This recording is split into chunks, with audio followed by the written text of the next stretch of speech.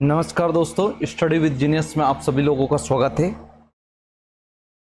अभी तक हमने पढ़ लिया है 1.1 प्रश्नवाली पूरी हो चुकी है हमारी। हम पढ़ने वाले हैं प्रश्नवाली 1.2 और इसमें आप देख रहे हैं कि करनी 5 का परिमेय संख्या है, तो हमें यहाँ विरोध करना है। हम इसे कह भी सकते हैं कि ये विरोधाभक्ति प्रमेय है, यानी इसका हमें जितने भी कथन स्टेटमेंट दिए हैं उनका हमें विरोध कर कर इसको सिद्ध करके बताना है कि यह एक अपरिमेय संख्या है। तो हमने पढ़ रखा है कि एक परिमेय संख्या P बटा Q के रूप में होती है। जी हाँ, P बटा Q एक परिमेय होती है। तो आइए इसका विरोध करते हैं। अब इसमें लिखा है कि करनी 5 एक अपरिमेय संख्या है, तो हमें मान के ये चलना है कि यह एक परिमेय संख्या है। तो मैं आपका समय नहीं लेते हुए हम पढ़ते हैं हल।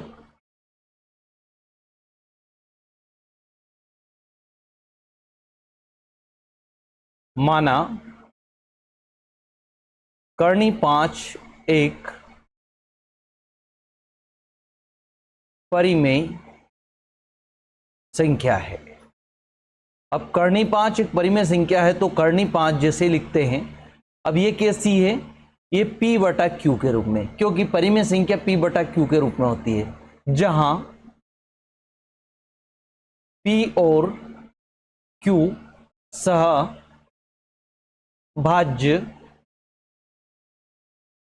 पूर्णांक है तथा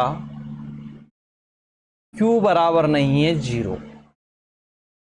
अब ये सहभाज्य क्या होता है? सहभाज्य वह संख्या होती है जिनका HCF 1 निकल के आता है। अब यह परिमेय संख्या की बात हो रही है, तो परिमेय संख्या की बात हो रही तो मैं कोई एक उदाहरण देना चाहूंगा। 3/6 लिखा, तो 3 कम 3, 3 दूना 6। अब इनका HCF 1 का HCF निकालेंगे तो एक का अभाज्य गुणनखंड निकालेंगे तो 1 × 1 आएगा, और 2 का निकालेंगे 2 × 1 आएगा। अब देखो दोनों में उपस्थित कौन है? 1। तो इसका जो सहभाज्य पूर्णांक होता है, जो सहभाज्य पूर्णांक का HCF सदैव 1 होता है, वही सहभाज्य पूर्णांक कहलाता है। जो भी संख्या है जिसका HCF 1 निकलता हो वो सहभाज्य पूर्णांक है। आइए, अब हमने माना है स्टेटमेंट में कि करनी 5 एक परिमेय संख्या है, तो आइए हम आगे बढ़ते हैं। दोनों पक्षों का वर्ग करने पर, अब जब दोनों पक्षों का वर्ग करेंगे तो √5 का होल स्क्वायर इक्वल P/Q का होल स्क्वायर। आपने पढ़ा होगा कि होल स्क्वायर का मतलब होता है 2 बार गुणा करना। अब जब करनी का गुणा करनी में होगा तो एक संख्या निकल के आती है, तो √5 स्क्वायर का होगा तो 5 निकल के बाहर आ जाएगा, और ये इसका होल स्क्वायर टूटेगा, ये हो जाएगा P² बटा Q²। अब हमें यहाँ पे P का मान निकालना है, तो 5Q² इक्वल टू P²। अब ये हमें कहीं ना कहीं अगले स्टेटमेंट में इसकी जरूरत पड़ेगी, इसलिए इसको समीकरण नंबर 1 दे देते हैं हम और आगे बढ़ते हैं। तो हम यहाँ पे Q² का मान निकालेंगे, तो ये हो जाएगा P² बटा 5। और अगर हमें Q, अब यहां से आगे बढ़ने की जरूरत नहीं है हमें, हम यही लिख देंगे। यहां P² 5 से विभाजित है। अब P² है, अब इसको अगर इसका स्क्वायर हटाया जाए तो जैसे हमने ये Q है, ये वर्ग हटेगा तो ये पूरे पे लगेगा, तो ये हो गया P²/5। तो Q बराबर, तो P तो बाहर आ जाएगा क्योंकि जोड़ा बन रहा है, और ये स्थिति आ जाएगी। अब ये स्थिति आ जाएगी, इसीलिए हम लिख रहे हैं P² 5 से विभाजित है, तो P भी 5 से विभाजित है। ये हमारा फर्स्ट स्टेटमेंट हो गया स्थिति फर्स्ट, जिसे लिख सकते हैं हम स्थिति फर्स्ट। इसे स्थिति फर्स्ट कह सकते हैं हम। क्या कह सकते हैं? स्थिति फर्स्ट। इसी प्रकार अगर देखा जाए तब P का एक गुणनखंड, P का एक गुणनखंड 5 होगा। हमने मान लिया P का कोई गुणनखंड 5 है। अब P का एक गुणनखंड 5 कैसे? अब यहां दिख रहा हमें P है, P के साथ कौन है? 5 और Q है, तो Q के स्थान पर कुछ और मान लेते हैं हम। तो P बराबर 5m मान लिया, 5m मान लिया। तो यहां समीकरण 1 से हम लिखेंगे P का मान समीकरण 1 में रखने पर, अब समीकरण 1 देख रहे हो 5q² बराबर p² है, तो हम क्या लिखेंगे? ये तो सेम वैसे का वैसा आ जाएगा 5q²। अब p के स्थान पर 5m आएगा और इसका हो जाएगा होल स्क्वायर, क्योंकि ये p का मान है, स्क्वायर का मान नहीं है। तो ये 5q² इक्वल 25m²। अब हमें m का मान चाहिए, तो 5q²/25 इक्वल m²। 5 से डिवाइड कर देंगे, 5 मतलब 5 से काटेंगे तो 5 कम 5 और 5 25। तो यहां निकल के आया हमारे पास q²/5 equal m²। Same condition वही आ गई, तो हम लिख सकते हैं यहां पर, यहां q² 5 से विभाजित है। अगर 5 से विभाजित है तब Q भी 5 से विभाजित होगा। अब किससे होगा? 5 से विभाजित होगा। अब ये हमारी हो गई सेकंड कंडीशन, स्थिति सेकंड। अब स्थिति सेकंड हो गई तो यहां लिख सकते हैं हम, अतः स्थिति फर्स्ट व सेकंड से स्पष्ट होगा कि कर्णी 5 एक अपरिमेय संख्या है। आप ये लिख सकते हो। अगर आपको समझ में आया हो तो लाइक जरूर करें। अगर कहीं दिक्कत हो तो आप पूछ भी सकते हैं। आप धीरे धीरे स्क्रीनशॉट भी ले सकते हैं, इसका स्क्रीनशॉट ले सकते हैं, फिर ये सेकंड पेज इसका स्क्रीनशॉट ले सकते हैं, और फिर ये आपने स्क्रीनशॉट ले लिया होगा। आइए हम अगला प्रश्न इसी प्रकार पढ़ते हैं। मैंने कहा था कि ये विरोधाभक्ति प्रमेय के नाम से भी जानी जाती हैं, अगर आपने सुना हो तो। अगला प्रश्न है, सिद्ध कीजिए कि 3 + 2 कर्णी 5 एक अपरिमेय संख्या है। तो यहाँ जहां पर आपको कर्णी 5 दिख रहा है वो एक अपरिमेय संख्या निश्चित होगी, यह डेफिनेट होगी। तो आइए हम इसको हल करते हैं। हल, माना हमें विरोध करना ही है, इस स्टेटमेंट का विरोध करना ही है। माना 3 + 2√5 एक परिमेय संख्या है। यह एक परिमेय संख्या है। अगर यह परिमेय संख्या है तो हमें, आपको याद होना चाहिए कि जब हम परिमेय संख्या इसको दर्शा रहे हैं तो इसके बराबर हमें क्या लेना है? आपको इसके बराबर P बटा Q लेना है। इसके बराबर आपको P बटा Q लेना है। तो जब परी में माना है तो क्या लेंगे, 3 प्लस 2√5 इक्वल P बटा Q, जहां P और Q सह भाज्य पूर्णांक है। Q बराबर नहीं है 0। अब आप यहां दे सकते हैं। अब ध्यान से देखना थोड़ा सा। अब आगे वाले जो पहला प्रश्न है उसको फॉलो ना करें, उसकी कुछ चीजें याद रखें। ऐसे अगर आप वर्ग करोगे तो लंबा हो जाएगा। जब हमारे पास यहाँ करनी 5 ऑलरेडी है तो हमें बस इतना सा करना है कि हमें करनी 5 का मान लाना है। जैसे भी हो हमें करनी 5 का मान लाना है।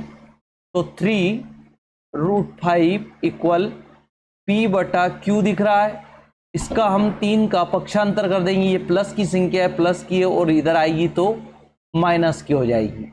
यहां लिखा मैंने पक्षांतर करने पर हमने क्या किया, 3 का पक्षांतर कर दिया हमने, 3 का पक्षांतर कर दिया। हम पहले इसको सरल कर लेंगे। ये P बटा Q है, -3 है, तो 3 करनी 5 इक्वल P बटा Q -3, जिसका कोई नहीं उसका 1 होता है। ध्यान रखना, जिसका कोई नहीं उसका 1 होता है। अब यहाँ या तो एलसीएम निकाल कर सकते हो या तिर्यक गुणा करके कर सकते हो। तो मैंने 1 का गुणा P में करेंगे, 3√5 equal P into 1 minus 3 into Q। ये तिर्यक गुणा किया और नीचे की संख्या का गुणा नीचे Q इंटू 1। तो हम लिखेंगे 3√5 इक्वल P में 1 का गुणा होगा तो 1 माइनस 3Q बाई Q। अब हमें यहां चाहिए करनी 5 का मान सिर्फ। तो हमें करनी 5, तो ये 3 अपवाद है, तो इसको जब हम गुणा में है और बराबर के इधर आएगा तो ये बटे में जाएगा। P minus 3Q by 3 into Q। तो ये हो जाएगा करनी 5 equal P minus 3Q by 3Q। अब ये देखो आप, ये करनी 5 का मान आ गया। जब करनी 5 का मान आ गया तो हमें समझ में आ गया कि करनी 5 एक क्या है, अपरिमेय संख्या है। तो हम लिखेंगे, हमने पहले पढ़ चुके, हम जानते हैं कि √5 एक अपरिमेय संख्या है। तो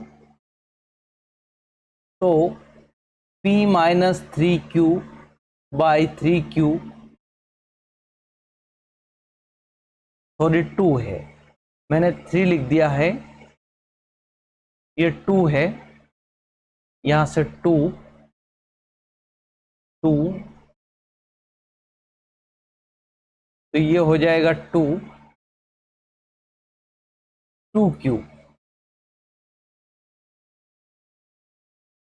2 P minus 3Q by 2Q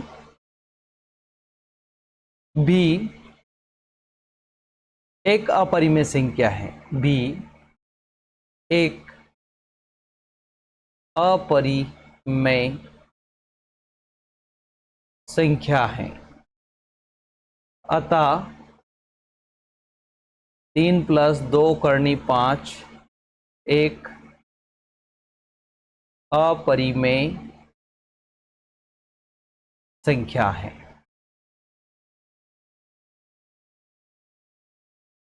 आशा करते हैं कि आपको समझ में आया हो। अगर समझ में नहीं आया तो आप पूछ सकते हैं। ये 2 है, ध्यान रखें, ये 2 आप स्क्रीनशॉट ले सकते हैं। ये सेकंड पेज हमारा, ये बस यहीं पे आंसर आ गए हमारे। ये ठीक है। प्रश्न नंबर 3,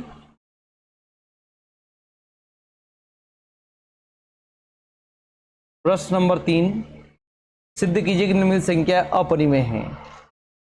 हमें इसे भी इसी प्रकार करना है, हमें कल्पना करना है और कल्पना के आधार पर हमें दर्शाना है। तो आइए, हमें 3 प्रश्न हैं।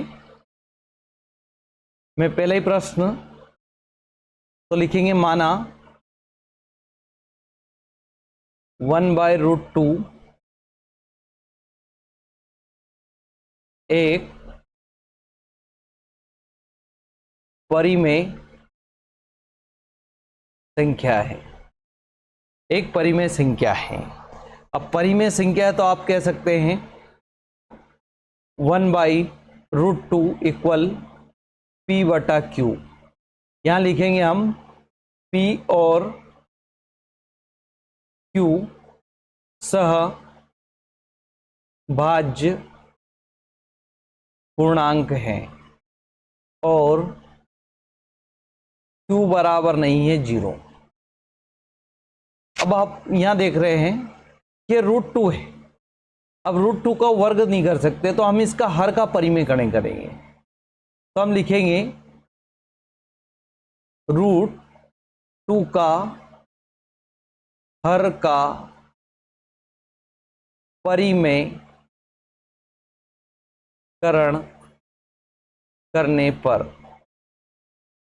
तो 1/√2, ये √2 है। परिमेयकरण का मतलब होता है √2 का ऊपर और √2 का नीचे गुणा, बराबर P/Q। तो 1 का गुणा √2 में होगा तो √2, और √2 से √2 निकल के आएगा तो 2P/Q। हमें √2 निकालना है, तो ये 2 बटे में तो ऊपर जाएगा तो गुणा में आ जाएगा, गुणा में आएगा तो ये हो जाएगा √2 इक्वल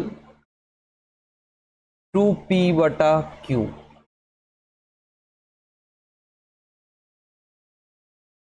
यहां लिखेंगे, यहां P और Q पूर्णांक हैं। यहां P और Q पूर्णांक है, इसलिए 2P/Q एक परिमेय संख्या होगी, एक परिमेय संख्या होगी।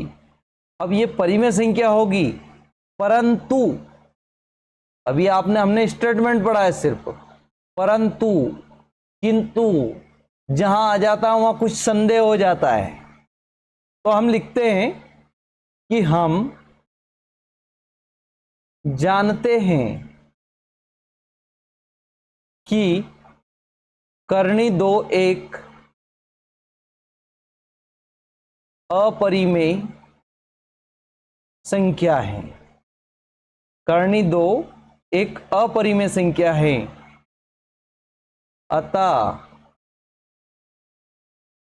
अतः हमारी कल्पना गलत सिद्ध होती हैं।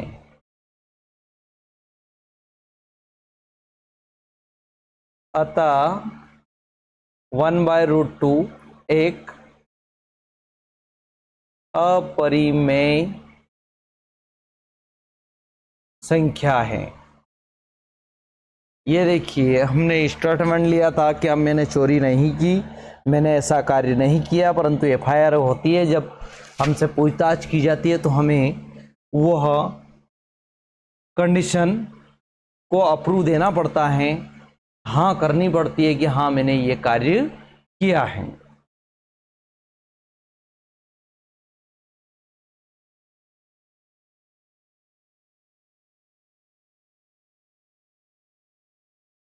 ये करनी 5 है, ध्यान रखना, करनी 5। दूसरा सवाल है हमारे पास, इसी प्रकार सेकंड सवाल,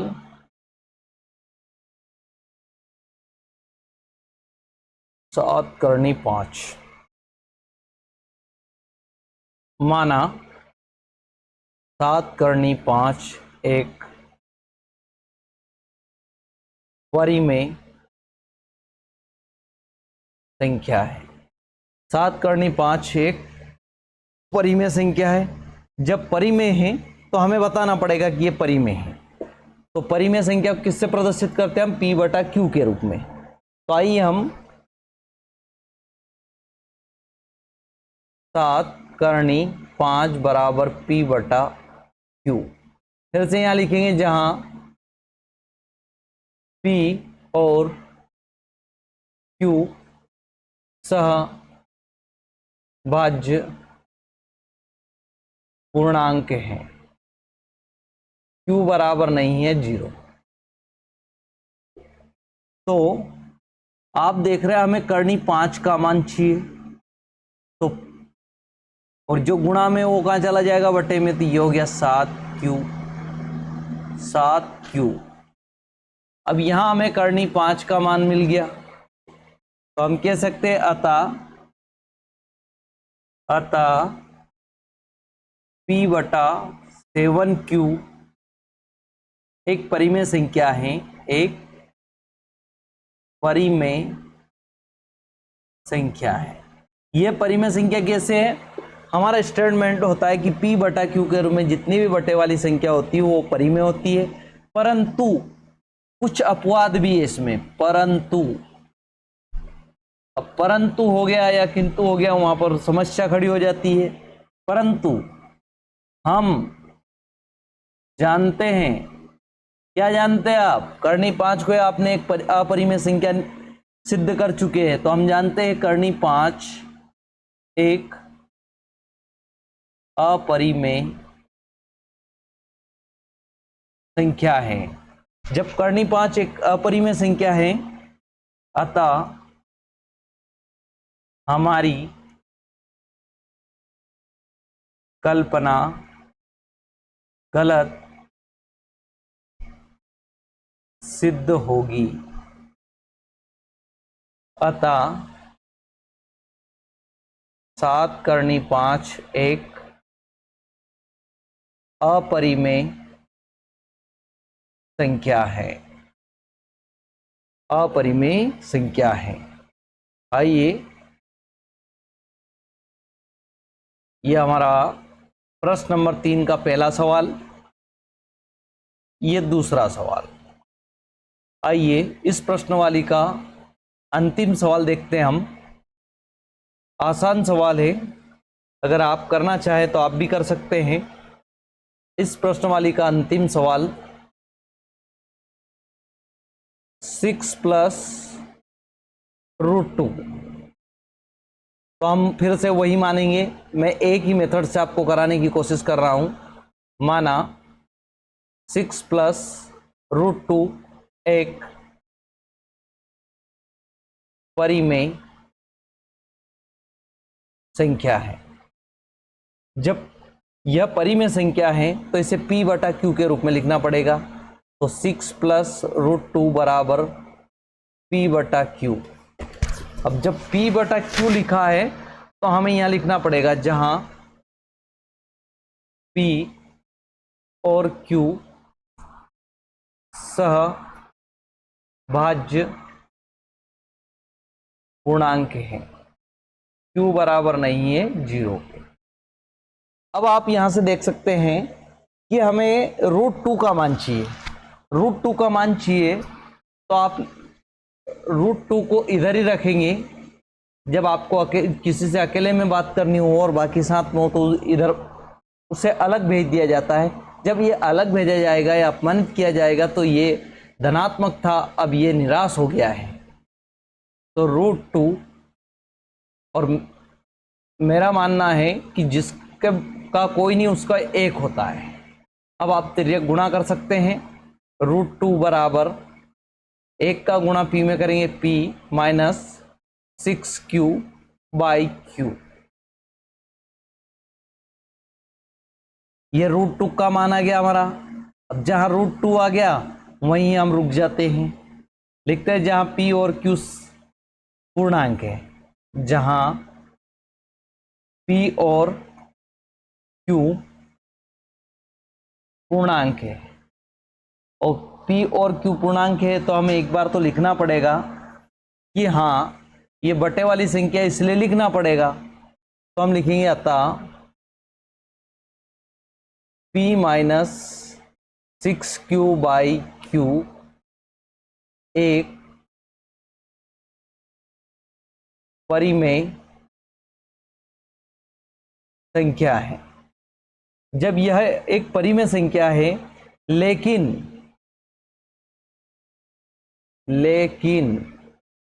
किंतु परंतु लेकिन हम जानते हैं कि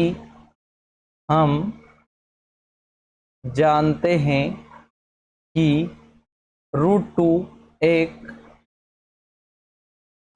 अपरिमेय संख्या है।